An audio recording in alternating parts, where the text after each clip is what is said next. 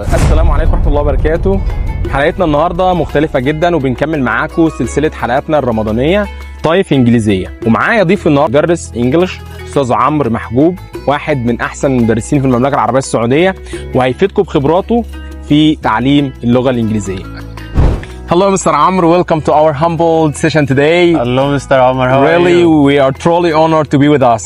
Thank you. النهارده اكتر ناس في المجتمع بتاعنا النهارده بيعانوا من الانجليش، فمش عارفين الخطوات اللي هم يبداوا بيها في تعلم اللغه. يعني النهارده بتنوع المصادر، شات جي بي تي، حاجات كتير مش عارفين الناس تبدا منين. فانت اكيد تعمقت في اللغه وبدات تتعلم اللغه بسرعه، فاحنا عايزين النهارده الاكسبيرينس بتاعك ان انت تفيد بيها الناس علشان يقدروا يتعلموا من خطواتك وخبرتك في اللغه.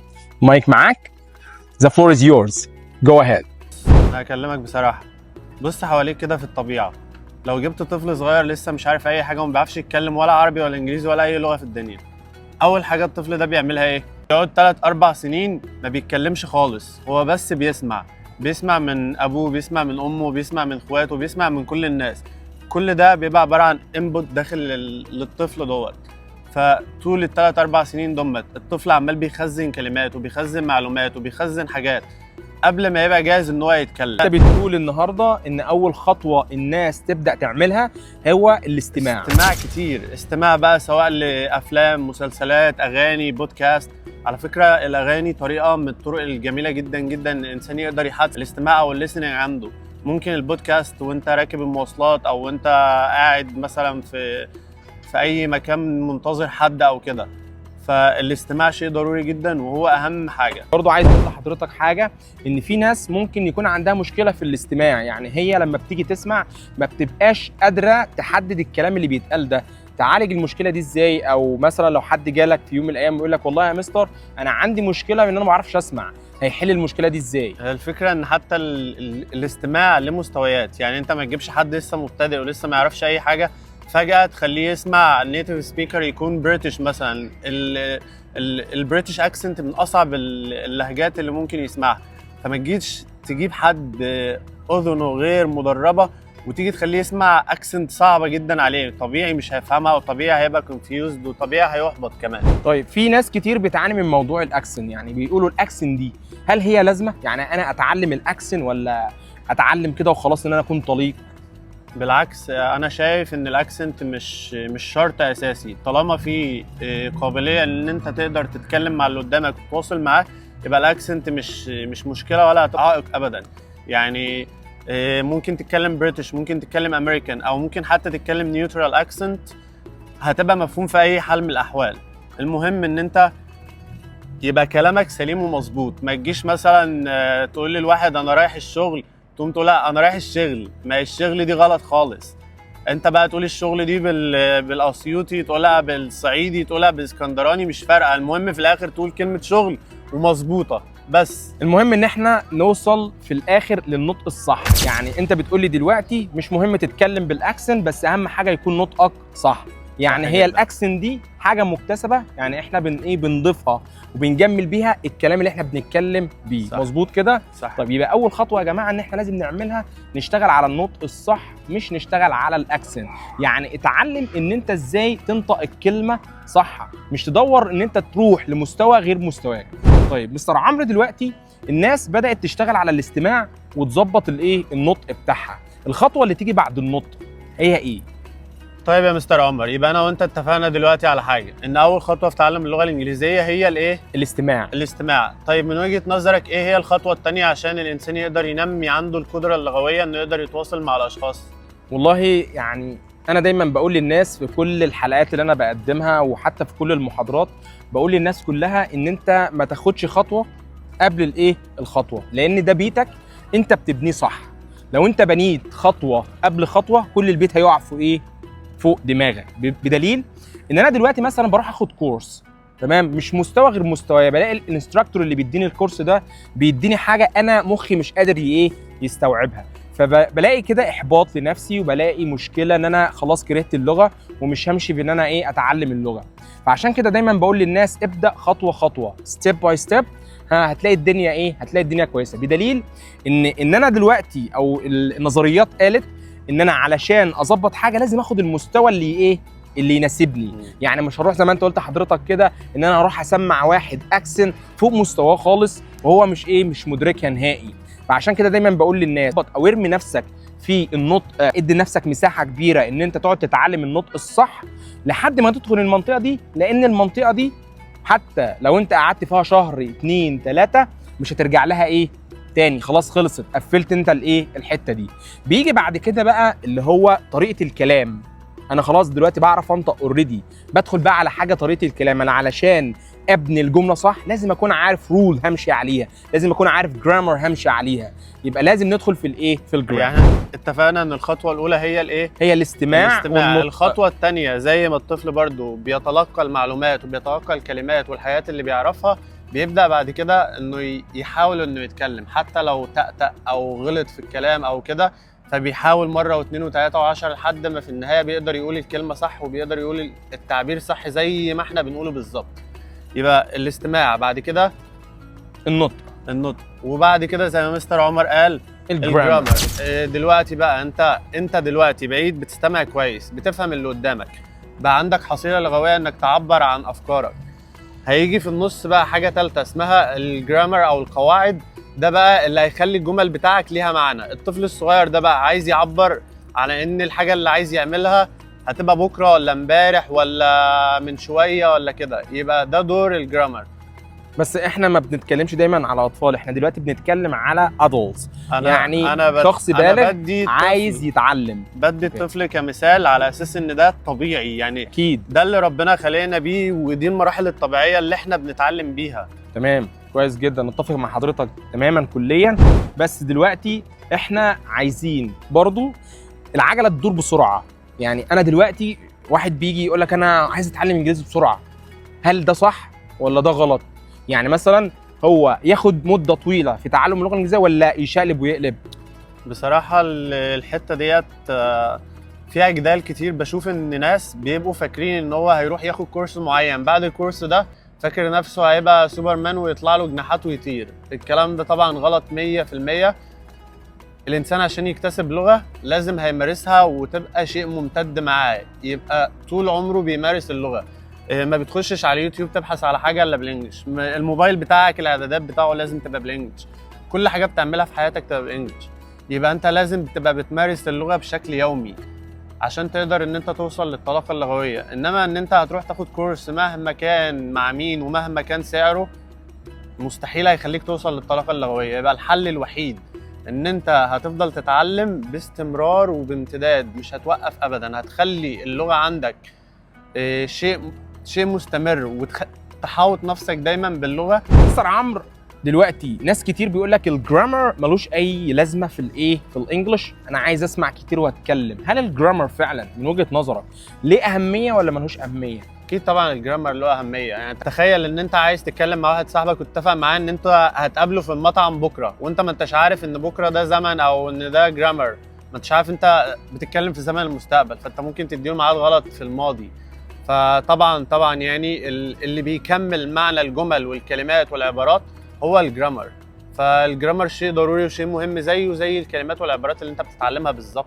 خلينا نضيف برضو حاجه معاك، ان الناس واخده فكره الجرامر اللي احنا واخدينه في المدارس. يعني فاكر انت لما طلاب وكنا بندرس القواعد اللي في المنهج، الناس ماشيه لحد عليها النهارده ما تعرفش ان في حاجه اسمها قواعد لغه. ازاي اميز وافرق ما بين قواعد المناهج وقواعد اللغه؟ لان برضو ناس كتير ما هياش عارفه قواعد اللغه. يعني لو جيت قلت لهم مثلا الميكس ما بين حالات اف، ممكن تلاقيه يقول لك كده ما خدتهاش.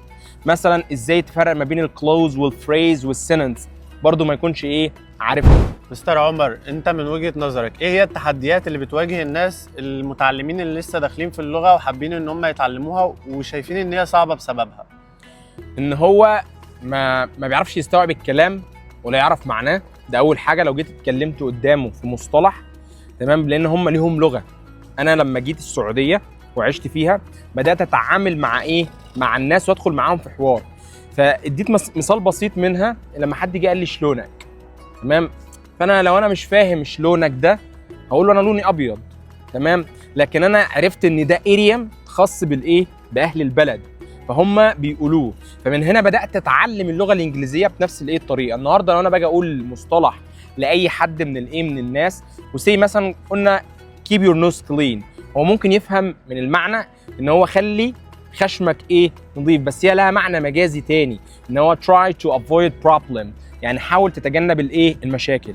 فالناس لما بتيجي تتفرج على فيلم ولا مثلا نيتيف سبيكر وهو بيتكلم فلونتلي، بيتكلم بطلاقه وبسرعه، فبيحصل له عقده، بيحصل له تشوك. فهنا بقى المشكله بتاع كل واحد، انا امتى هتعلم وابقى شخص زي ده؟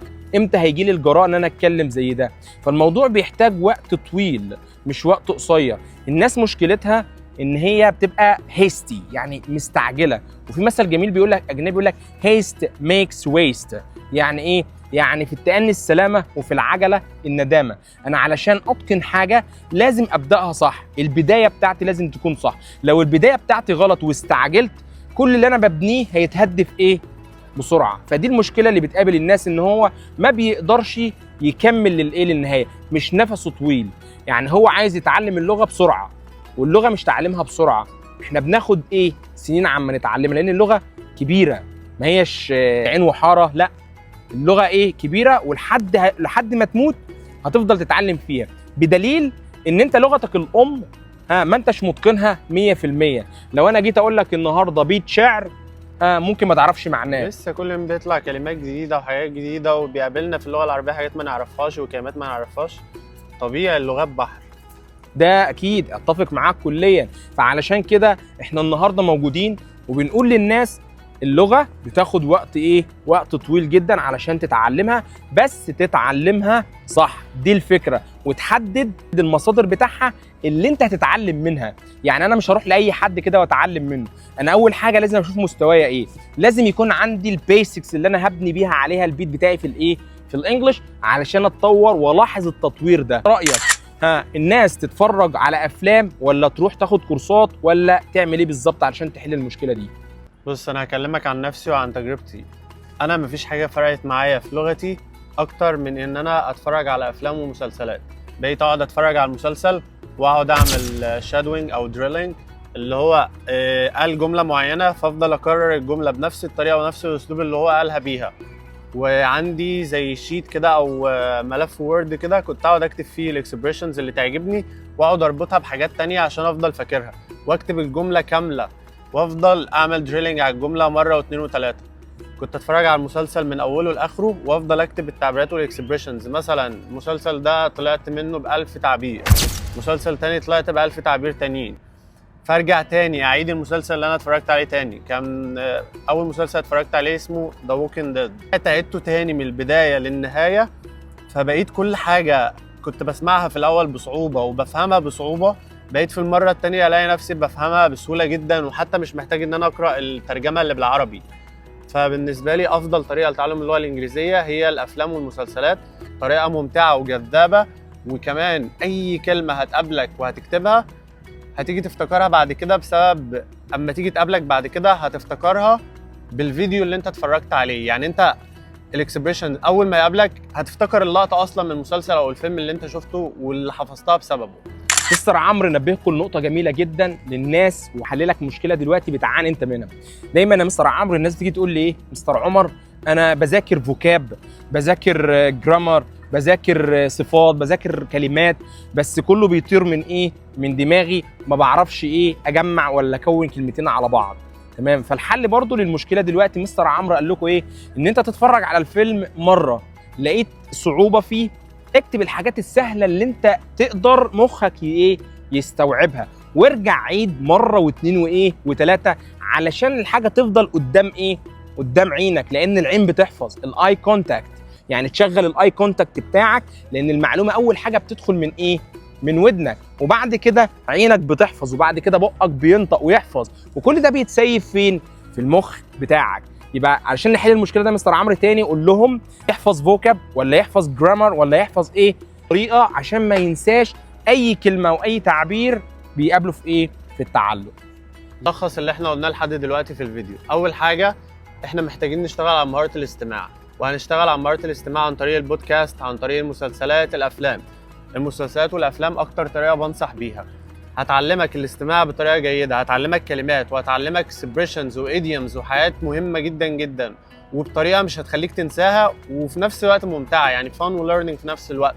مش تحس ان انت بتذاكر ولا ملان، مش تبقى ماسك كتاب في ايدك وتروح في النوم من الزهق والملل، مش تحس انت بتعمل حاجه صعبه عليك. بالعكس تعب بتستمتع بفيلم او بمسلسل او باغنيه، حتى تعمل شيء ممتع.